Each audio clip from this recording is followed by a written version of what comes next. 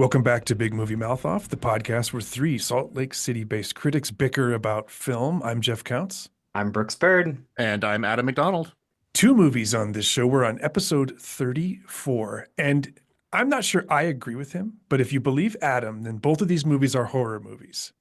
I mean, kind of. I would actually argue, I would argue the second one isn't that much of a horror movie. I don't know. We'll find out. You can't say kind of when you're the one who brought up the idea. I'm Or going to do you sit mean here, the I'm going to first enjoy movie? my beverage because I've had a long day at work, and I'm going to say that you're worse than Brooks. Okay, well, Again, yes. we're getting right to business. All right, well, we're talking about Warfare, Alex Garland's new movie for A24, starring Will Poulter.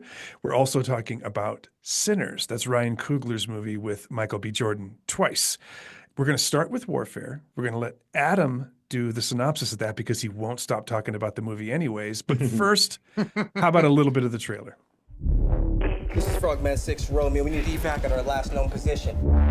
We have severely wounded. Who's the severely wounded? It's not you. Is it me? Who is it? No, it's not you. No, is it? Copy one, we're in contact two. You coming to you or you coming to us? Stand by. We'll let you know when we're inbound. Let's move! Here's the plan. EA 5 minutes, over. The scouts are gonna lead us out, and I'm bringing up the rear. Pop smoke. Smoke out? We are all coming back. Adam, tell us about Warfare. All right. Well, like we said, this is directed by Alex Garland. Actually, Ray Mendoza kind of more directed it, and then Alex Garland backed him up. They'd partnered before on Civil War, which we thought was decent. We liked it overall. Yeah. And it's actually based on a true story of Ray Mendoza back with his squad of Navy SEALs in 2006 in Iraq. They get pinned down by insurgents and have to escape. The movie plays out in real time. And that's really about all I'm going to say because it's one of those things that if you experience it yourself, knowing very little going in, it's a better experience than if you know the plot already. And that is the plot. There's not much extra to it. Yeah, they're trying to get out of a bad situation, and we watch everything that happens in minute-to-minute real time. That's the main conceit of the experience. It's a very tight 90 minutes, but you are with them living every single one of those minutes. And it's a very intense experience. One of the things that I liked most about the film is I felt like it had a very level gaze with regards to the material. There was no spin on the ball. It seemed like they were telling the story straight. Did you feel that way, Brooks? I did, yeah. Me and Adam talked about this after the movie, is that it doesn't really have like a protagonist and or antagonist. It's just this is what happened. And I really appreciate that with them just providing us just the facts, I guess, of what happened and just putting us in the middle of it and hang on for your life. We were talking before we turned on the microphones that this is an example of a bottle movie, and the concept is it's basically just one place. They're all in one place, confined together, and all of the action happens there. It extends a little bit beyond the building that they're in, but it really does limit them to a very small playing area. What did you think of the performances, Adam? There's a lot of high-level actors in this cast. I mean, yeah, these are all just a bunch of just rising upcomers. If you want to look at Gen Z star power, I mean, these are people that we'll be talking about for years to come. I mean, we got Joseph Quinn. He's going to be in the upcoming Fantastic Four movie. Will Poulter, who's finally getting his flowers, kind of like, with all his A24 love. Kit Connor, because I can spread my Heartstopper love here again, because you got to start there. Michael Gandolfini, if you watch Daredevil Reborn, he was magnificent in that. DeFaro Wunatai, I'm sure I'm messing that up wrong. He plays Ray Mendoza. I mean, these are all just people that do a fantastic job, and you believe that they're there. And even if they're not talking, if they're just there with their body language, I mean, they actually went through like Navy SEAL boot camp to do this. So the brotherly and the camaraderie like they have in the movie is in real life. I mean, they all got matching tattoos. Yes, I know a lot about this movie. They had a tight bond, and you see that come through in the performances. And there's a certain part where they're trying to get rescued, and you have another team of SEALs come in, and you kind of want them just to go away. Like they come in, they're brash, they're noisy, they keep kicking someone's leg, which is a running gag, which never gets old. But you've got these core set of people who rely on each other and who are going through this hell. And I don't know, it's part of the story. Obviously, you had to have that there. Like, how did they get out? But you kind of wanted them to just go away, shoo. We don't want you here, even though they had to be there. They did kind of mess up the chemistry a little bit, and I think that was on purpose from a filmmaking standpoint. And I like that moment, particularly because the one thing that's lacking from these guys as you spend the first, half of the movie with them, the one thing that isn't there is machismo. They're not like rah military guys screaming a bunch of nonsense all the time. They're there to do a job. I might have my issues with the job they're actually Right. doing, Yeah. but they're serious about it and they're quite sober about it. And the only time like a macho energy enters the room is when that other part of the team comes in, and it feels extremely unwelcome in that moment. And I think that says a lot about the way the story's being told. Well, I mean, yeah, because I saw this like a long time ago. In fact, like about 3 episodes ago or something like that, because they did a really early screening, and I made the point. There's two things that are interesting. Is one, aside from one brief scene, you never see someone get shot because they're not there trying to go down a sniper and shoot the bad guys. They're just putting down covering fire so they can get the hell out of there. Yeah. Which is what you're doing in the situation. And two, it does not have a score, which I find important for two reasons. One, it makes you feel like you're there. It really does cement the fact that you're standing next to these guys. And two, like we complained about Civil War, which turned into Call of Duty porn, this one didn't. You didn't have that swelling crescendo of music when they shot someone or when they got rescued, and no slowdown and slow-mo to, have the guns going off. It was like, this sucks. War's horrible. It's a bunch of old white men sending out young men to go die, and this is what happens. Brooks, I wonder how you felt about how the Iraqis were treated in this movie. They don't get a ton of screen time. They're obviously a very important part of the story because they're the reason these guys are pinned down, but they're also the thing that these guys have come and taken advantage of. So they're on both sides of this issue, the Iraqis. But how did you feel about the way they were depicted? I think it goes back to what I said earlier with not having, the good guy versus bad guy scenario. You rarely see them. They're there the same reason as the troopers are. They're there to do their job. But you don't even really see any of them until the last scene before it cuts to the credits. And then even then, it's just very to the point, and that's just how it was. That's an incredible scene, by the way. The very last Oh, scene is yeah. incredible. Oh, yeah. And I don't want to give any of it away because, as Adam said, you should just experience this movie in real time by yourself and not take our word for it. But that last scene is breathtaking. It says a lot about the kind of story they're telling and the way they're telling it, how in that moment, everything that's been happening for 90 minutes just strips away and you're just back in the world again. It's amazing. Amazing scene. So, Adam, Brooks is dying to know why this is a horror movie. I'm not dying to know. I felt like it was when I was watching it. I said it to him when we walked out. So actually, like Brooks, how about you go? Why did you feel it's a horror movie? And then I'll step on my little soapbox, which is a small soapbox. One of you needs to explain it to me. I don't know if I can even explain it. It's kind of more just in the feel of it. You've got people hiding behind things and there's just lurking about, there's just this constant dread and threat. You never know what's going to happen. It has some, I guess, for lack of better words, some pretty decent jump scares at times. So it's about tone. You're not trying to say that the Iraqis were the monsters. No, no, it's no, just no. tone. It's tone. Just the way it was handled and some of the ways it was shot and edited. And again, it goes back to not having the music because I feel the same way when I'm watching documentaries. Well, not documentaries, but like a found footage type movie. Right. If you add music, your movie doesn't work. If you have a score, the movie doesn't work because it's found footage. You're not going to have music. There's no score. And so I feel like that helps with this to cement you where they are.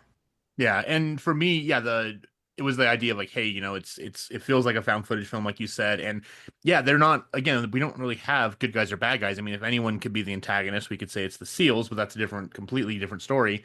But yeah, it's like it's not that the Iraqis are the monsters, but they're still kind of out there, like Freddy or Jason. Like you turn a corner, and what are you going to see? Are you going to have bullets flying your way? And yeah, like those jump scares. There's one scene where I knew what was coming. I'd seen it before, and I still jumped 3 feet out of my chair. I think we both did. I think that's where we have to go into the fact that the sound design for this is absolutely stunning. Like you feel like the bullets are whizzing past your head, even more so than Civil War. The one last thing I want to say about a horror movie is there's some screams and some emotional sounds made from humans that I didn't think was possible. Outside of Annihilation, which Garland also did. There's some sounds that will stay with you like the rest of your life. There's depictions of pain and injury in this film that are hard to watch. And I feel like they're done incredibly honestly. There's, like I said, it's another moment where the macho energy just isn't present in this film. These men are reacting extremely honestly. It's very harrowing to watch how they're dealing with their pain. And again, it goes back to that sound design. You're not going to Exactly. forget that. You talk about sound design all the time when you're playing video games that deal with war as a topic, right, Adam? It's how the guns Yeah. feel, it's how they sound, it's how the explosions feel. In this movie, it's not sound, you feel it. Like it's happening in a way that's very physical. You feel the thump against your own shoulder when they're laying down that covering fire. The explosions are tactile. It just moves you in your chair. The sound design is absolutely impeccable, and it's going to get an award. Speaking of awards, let's hand out ours. We should score this film. I'm going to let Adam have the first word since he's been preaching about this film for months. Well, I'm going to go with half a star. I mean, is it any surprise I'm giving this 4 stars? I mean, this has been my favorite movie of the year. We always talk, like, I remember, I think this time 2 years ago, we were listing off our top 5, and then of course it changes when award season comes around because we see so much stuff back then, but I don't know what's going to top this for me. It's honest, it's brutal, it doesn't glorify war. In fact, if anything, it says how horrible it is. And I think, we talk about, like Saving Private Ryan came out and all of a sudden all these kids who wanted to join the military didn't. I mean, Saving Private Ryan is brutal, but it's like a walk in the park compared to this, because this is like very Hollywood. Yeah, it's very Hollywood. This is what happened. This is the guy who directed it was there. Like one of the people play him. So it's based on their memories. They went back, and in fact, some of the people, they don't even show their faces because they're still active duty or whatever else. But oh yeah, if you want to see what war is really like and you want to see it non-glorified, non-glossed over, this is it. And yes, I wanted to see it in IMAX. It's not showing here in IMAX, unfortunately. But from top to bottom, it's a perfect movie. I couldn't do anything different. Brooks? I would have to agree. It's so far, I mean, it's only April, but yeah, this will go down as one of the year's perfect movies. It starts with a bang, so to speak. You'll know what we mean. And then it just never stops once they hit the ground. And even just at the beginning when they're trying to decide like what house they're going to use, it's just so tense and it's just so quiet. They can't talk. And so they're literally just looking at each other and giving each other, their body movement and facial expressions. And that's all they have to go on, which is all you get. And it comes through very well. I mean, perfectly. So I'm also giving this the 4 stars, along with the fact that it, doesn't glamorize any of it. And it just puts you in the pits of hell and hang on for your life with the rest of them. I love your mention of tension because I haven't seen a better study of that concept in a very long time. This is a movie that is all tension from start to finish. So that probably sells your horror theory better than anything else, both of you. So I'm not quite at 4, I'm at 3.5. And the only reason I'm there is because I wanted something from this film that it was probably never going to offer me, because it's a single perspective film. They say that from the beginning. They're only doing things that are remembered by the soldiers themselves. No artistic license at all. In a story like that, you're not going to be able to depict the Iraqis, the other side, with any nuance. Yeah. I would have enjoyed a little bit more of that. I realized that I might be asking too much for this film, but it was something that felt like it was missing to me. So it'd be something that'd be really hard to get. It would be, and I get that. Still, clearly I loved it. 3.5 stars. This is a fabulous movie. So 3.5 for me, Adam. I like you less than Brooks. 4 stars. And Brooks? I will continue to kiss his ring and give it the 4 it deserves. 4 stars for Warfare. The movie we're talking about next is Sinners. This is Ryan Coogler's movie. He's being reunited with Killmonger, Michael B. Jordan. Brooks is going to take us through that story. We'll be right back after some of the trailer. There are legends of people with the gift of making music so true. It can conjure spirits from the past and the future. This gift can bring fame and fortune. Will somebody take me in your eyes? But it also can pierce the veil between life and death. Listen here, this ain't no house party. Okay, Brooks, tell us about Sinners. So it's 1932, and we've got some World War I vets, Elijah and Elias, who go by Smoke and Stack in the Mississippi Delta. They've come down from Chicago, and they're looking to set up shop and give the townspeople what they need in the nice little bar, basically. And little do they know, some creatures of the night, maybe coming to try to join the party, and you just have to see what happens. I'm going to say something a little outrageous, and I want to see what you both think. This could go either way with you and us. It sure could. And this. I sure could. I think this might be one of the best vampire movies I've ever seen. Yay! Yes, I agree with that 100%. And I will stand by the fact that it is the best movie about music I've ever seen. Ooh. If anything, this is a music movie and not a vampire movie. 100%. They're just in it. The music aspect of this movie is so well done, so effective and affecting. Mm-hmm. You guys know me. My day job is music. So it takes Yeah. a lot for me to be able to say that. As good of a vampire movie as this is, it's a better music movie. What do you think? If you think about it too, the vampires, I mean, yeah, they you know what they are from the very beginning. There's a quick flashback. Of course. Yeah. But they don't really get involved until like 2/3 of the way into the movie. It's The a long focus is time. they're there and they're an ever-present threat. And they kind of start doing things, but again, they're not really the main antagonist until the last 30 minutes, I would say. It's kind of like a From Dusk Till Dawn scenario. Very much so, yeah, but much better. Well, Which yeah. is Dusk Till Very Dawn different. is great. Yeah, very different. There's a slow burn before they hit the ground running. Right. Things don't escalate until the third act for sure. But even up till then, they're present. They're present musically. They're doing things with music that stand them apart from what's happening inside the juke joint. It's almost like a battle of the bands thing happening a little bit for the souls of these people. And it's just so well done. It's not precious. It's kind of open-hearted and genuine, the way Coogler's approaching music in this film and the way the actors embrace it. None of it feels cheesy. None of it feels forced. It really does feel like in this world, music has the power to conjure these dark and powerful things. This is the first movie so far this year where the score has stood out as much as it does, and on purpose. It's a part of the movie, and that's what it should do. Scores have become so by the numbers lately, it drives me crazy because you think about all of the movies from the past. Like, I have so many soundtracks, so many. Jurassic Park was one of the first CDs I bought because I love it so much. Ludwig Göransson? Göransson, yeah. It's Yep. just knocks this out of the park. He's been kind of hit and miss with me, but this is just an astounding score from him. Didn't he work with Coogler before On the Black Panther Black movies. Panther, yeah. Okay, well, they've obviously got a relationship. He also has a relationship with Michael B. Jordan. Yeah. Let's talk about how the movie looks a little bit. I think it's just lit so beautifully. Obviously, it was shot in a very creative way. I'll let you guys talk about that if you want to, but I think it just drips with style from scene one until the end. My problem was where we saw it, I think they have a bowl problem because it was so dark. I don't know if yours was, and I really wish I'd seen it on IMAX since that's how it was shot.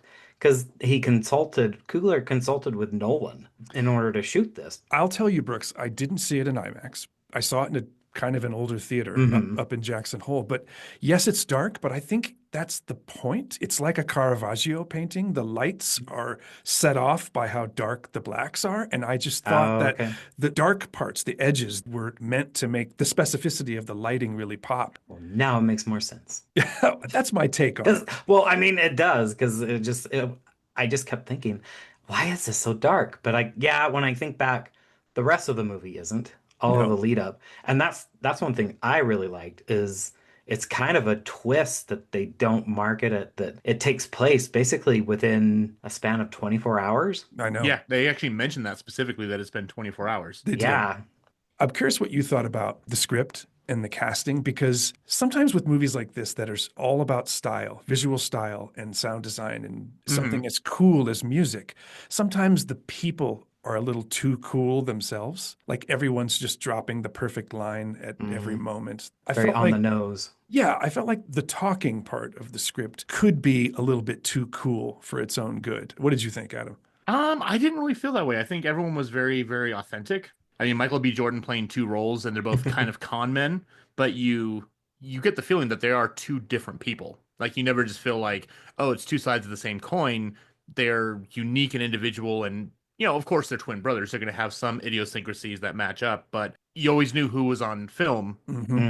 You always tell if it was Smoke or Stack. I don't know. I think everyone was great. Miles Caton, who plays the main character, technically, well, one of the main characters, like he's brand new to this. He was just absolutely amazing. I can't wait to see What else? He goes in. Haley Steinfeld, Yeah. always a standout. I He mean, was. everyone's so good in it. I mean, Jack O'Connell, like I haven't seen him forever. I was like, oh my God, he is just amazing. He Just was dancing his jig. He was Yeah. fantastic. Delroy Lindo too, who he did that Oh, Spike Lee movie a yeah. few years ago, and I thought he was awful, and he was so good in this. Like this was a really well calibrated part for his style and his skills. I thought he was Yeah. perfectly cast, and Ryan got great work out of him. And Michael B. Jordan, I'm glad you mentioned him, Adam, because I can't imagine that there's anything that guy can't do at this point. Like he really has incredible range. And yes, Coogler cheats a little bit because smoke is blue. Stack is red. They have very iconic colors, right? Whenever you saw them, you knew who they were because of those colors. But I think you're right too, Adam, just from the way he held his face differently and Just different modulated performances. his gestures just a little bit. They're very different performances. Exactly, Brooks. I do have one nit. This is a very sexy movie. It's a very sexy movie. It's about me. Yes, exactly. And I thought that the few moments where there were dialogue that was super dirty, like real dirty talk, were unnecessary. I don't mind the sex scenes. That's all fine. It's an R-rated movie, no problem. There's not a lot of gratuitous nudity in this movie. There may not even be any. I think there's one scene of breastfeeding. That's about as far as it goes. Exactly. think So that's it. it's And not I a don't consider that nudity. So No. yeah. right. It's not a naked movie, but there was some real dirty talk that to me was very jarring. Did it bother you guys? I don't know. I don't think I even noticed it. It's a movie that kind of just wraps around you and Yeah. carries you, which is important considering it's over 2 hours and takes a while to get to where it's going. So the fact that I didn't notice any of it, but then again, we know how I talk. So maybe, I mean- maybe that's why. I mean, I'm not a prude. It I know just- you're not. I know it's- you're it not. Stuck I'm just out to me. saying. Yeah. I'm just speaking on behalf of me. So I don't know how necessary it was, but if you stop and think about it, so the guy they're talking to, son of a preacher man, so obviously he's probably a virgin, doesn't know anything about it, and here comes along this guy he looks up to, who is an experienced gentleman in the world, and is giving him some tips and techniques that probably a lot of guys didn't know, because back then, all that mattered for most people was that the man enjoyed themselves. It Especially wasn't as if there was any thought about, With the setting, yeah. The with time female period. enjoyment, yeah, especially in that time period. So he's like, hey, if you do this, they're really gonna like it, and the ones who are experienced are going to expect it. So I can see why that was important as far as kind of being that mentor person. And it was kind of funny actually, because it made me think of South Park. There's a couple South Park jokes specifically about that. So was it necessary? No. Did it bother me? No. But I guess in that light, it was important to his growing up, because he really does grow up in this movie within a 24-hour yeah. time span. But I don't know. I'm also not straight, so It's a small thing, and you're kind of making my point for me, Adam, because I agree with you about the function of those scenes, but you just said it in a way that would have worked just fine in context. It didn't need to be what it was, and I just thought that the rest of the dialogue, which I have already critiqued as being a little too cool, a little too slick, it really stuck out from that. I can't believe I even spent as much time as I did on that one little nitpick, because I just loved this movie so much. And music is the reason to see this movie. It's the reason to talk about it. And as a person who lives in the music world, very different than the blues, obviously. I'm in the classical music world, but it just Not was too far off. Not too far off. It was just so fun to see music depicted with such care, with such nuance, with such incredible imagination. I loved it. Can't say That enough one good about it. take is just a showstopper. A showstopper, exactly. The one in the juke joint, the Mm-hmm. dance scene. the way they shot it had never really been done before. So Right. if you go out there, if you want to look it up, there's a lot of great stories on Variety that explain from the DP how she did it, and it's just phenomenal. Let's go to scores. I'll go first on this one since I went last on the last one. This is to me another 3.5-star movie, 2 in a row for me. I think it's fantastic. I know we're going to be talking about it at the end of the year. I'm going to be talking about it for many years. It was so much fun, so stylish, so moving in its way. And I just can't wait to tell more people about it. So 3.5 for me. Brooks, what about you? So if it hadn't taken so long to get to the good parts, I guess you could say. I mean, it's full of all kinds of good parts, but obviously I'm going for the vampires more than anything. But to get the music on top of that really helps with the buildup. And as a vampire movie, I would definitely give it a full 4 stars. But just like as far as maybe like for the year's worth of movies, 3.5 feels a little more fitting, just because it does take way longer than anyone thinks for it to get where it needs to. But the journey's fun and it flies by. Like I never looked at my watch once. And then Oh, 100%. Yeah. it finally got to the not even the climax. It kind of like feels like a really long climax. Yeah. But I'm bummed. And That's what the conversation was for. exactly. So I regret bringing it up with you two. 3.5 Such children. 3.5 for the year, 4 for vampires. All right, Adam, where are you? 3.5 as well. My nitpick I have, and I mentioned that in our group chat, was the movie technically has almost like 3 epilogues because one takes place in the movie, one is the mid-credit scene, and there's a little throwaway scene at the end. The mid-credit scene and the end, I mean, especially that, is an important part of the plot. And I feel like that in the very final scene, I kind of feel like it was tacked on is what it felt like, and it could have been woven in more organically. True. Didn't need to be an end credit scene. No. No, the mid-credit scene is part of the movie. Do not leave. It is really critical that you stick around for that. For no other reason, you get to see Buddy Guy. Yes. Yes. Which was awesome. I just felt like they could have more organically put that into the movie. But aside from that, everything you guys said, I agree with it. It's a musical without being a sung-through musical. It's a vampire movie without being over-the-top vampire. It's about racism, gentrification. There's just so many layers. It's a Southern Gothic movie. Yeah. And it's Miles Canton. You know, he's, again, someone who's going to go far. So, yeah, Definitely. 3.5. Okay, so 3.5 for me. Yes. Adam? 3.5. Brooks? 3.5. Our guilty pleasure, I haven't mentioned it yet, but because of warfare, is bad military movies. I cannot wait to see what you guys came up with. We'll get to that right after this break.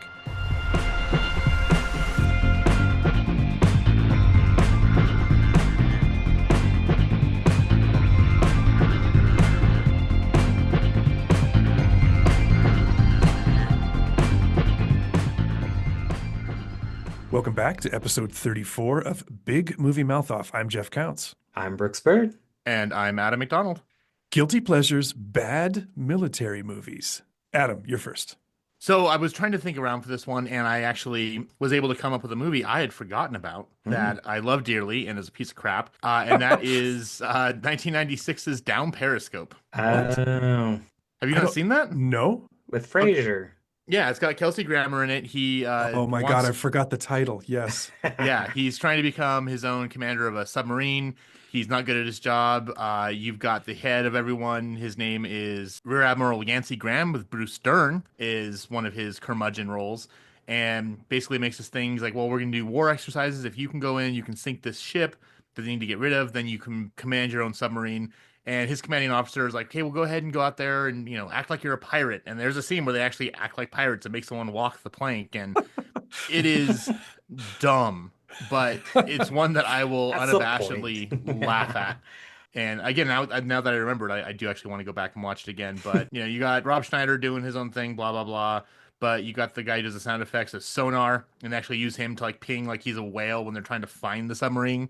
Like it's dumb, but it's fun. So. You're talking about the Police Academy guy? What was his name?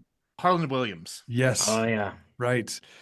Okay, well, Down Periscope. So you got to beat that one now, so. Well, my movie was not ever meant to be funny in any way. They were dead serious when they made it. And you guys are going to laugh make at it me. even funnier. Yeah, you're going to laugh at me even more than you have in the past.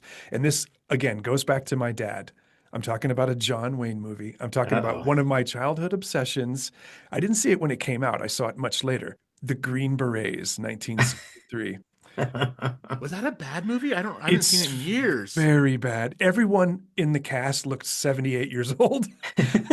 But they're in Vietnam. They're trying to glorify that conflict. This is 1963. So years later, we knew a lot better. And it was hard to watch this movie in good faith and think that anything that was going on there could be glorified.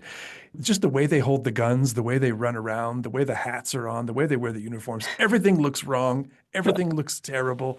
But I just remember sitting around on weekends watching movies like this with my dad. And he loved John Wayne and he loved the Green Berets. Back when you were just a little pumpkin. I wasn't alive in 1963, but I still look upon it with great fondness because of my old man. So that's actually how I saw it, was watching it with my dad. Of course. That's the only way anyone should ever watch a John Wayne movie, if I'm honest. But yeah, that's the only introduction. As a bonding experience. All right. So mine was the Green Berets, 1963. Brooks, what was your bad military guilty pleasure? Well, mine's kind of a twofer because they go so well together. It's 1991 and 1993's Hot Shots movies. Oh, yeah. I mean, they're not necessarily about war, but they are, and they're just spoof movies, and they're as ridiculous as they should be. And they're two of the best that we got outside of the ZAZ group. I mean, it came from one of them, Jim Abrams, so Yep. that's what you expect. And it's just hilarity from top to bottom. I've probably owned it on every piece of media from Laserdisc? VHS, recorded onto VHS, DVD. I bought the Blu-ray 2-pack from the UK because they never released it here, and I think it still hasn't been released here. I love these movies so much. I forgot those movies even existed. This is a real education And for me. it was back when Charlie Sheen was funny, Oh my God, that seems like a long time ago. That might be older right? than John Wayne. All right, Brooks, what was yours again? 91 and 93's Hot Shots. Adam? 1996's Down Periscope. And mine was 1963's The Green Berets, starring John Wayne. All right, coming attractions. Before we go, let's talk about things we are excited about. I will go first. It's not a movie. It's not a TV show. It's a video game. There's a video game called Mind's Eye coming out in June. It's going to be available on all the platforms. It's a third-person action-adventure game with some RPG elements along the lines of a Grand Theft Auto game. The reason I say that is because one of the original Grand Theft Auto guys left that team and is a big part of this game. So it's got kind of that same feel. It's a vaguely sci-fi story. It's a futuristic kind of military thriller game where you inhabit this soldier that's got like an implant that gives him superhuman abilities. Looks great. I have high hopes for it. I hope I'm not disappointed. Anybody who's got GTA credibility usually makes a pretty darn good video game. So I'm super excited about Mind's Eye. Brooks, what are you looking forward to? One that I'm very surprised I haven't brought up yet. And the trailer comes out tomorrow as of this recording. So on Tuesday, April 22nd, you'll be able to see the trailer for I Know What You Did Last Summer. Oh, the Brooks Ooh. list. The Martin's fisherman is back with his hook is bigger than ever in the posters. And we get Jennifer Love Hewitt and Freddie Prinze Jr. returning. So I can't wait to see who gets hit by a car and doesn't die this time. Maybe everybody. Adam, what's yours?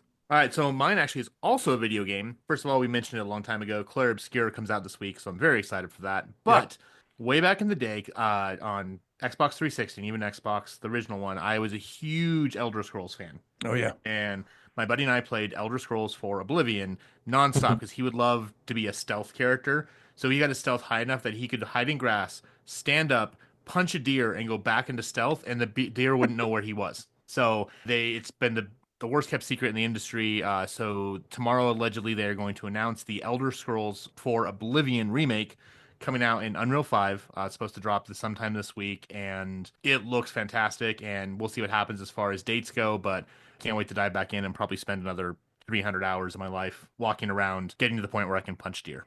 So it's like me playing Jurassic World, except mine was on accident. Yes, but see this one, so with Elder Scrolls, anything you do helps you. So if you want to go around and just punch deer, like your hand-to-hand combat goes up. If you want to go around and jump over logs, your ability goes up. So it actually Well, that could have done me a lot of good being able to just punch Dilophosauruses. yes. So if you want to punch Dilophosauruses in Elder Scrolls, you can do that and you'll get energy. So Say the name again, Adam. Elder Scrolls 4 Oblivion remake. All right. I'm looking forward to Mind's Eye, another video game coming out this summer. And yours, Brooks? I Know What You Did Last Summer. I know what Brooks does every summer. Is it about the conversation from the last movie? No. Okay. Speaking of summer, it's not very far away. We're getting into that very exciting time of year. Maybe not quality time of year, but exciting. So we'll be back in a couple weeks. Until then, I'm Jeff Counts. I'm Brooks Bird. And I'm Adam McDonald. Thank you for being with us.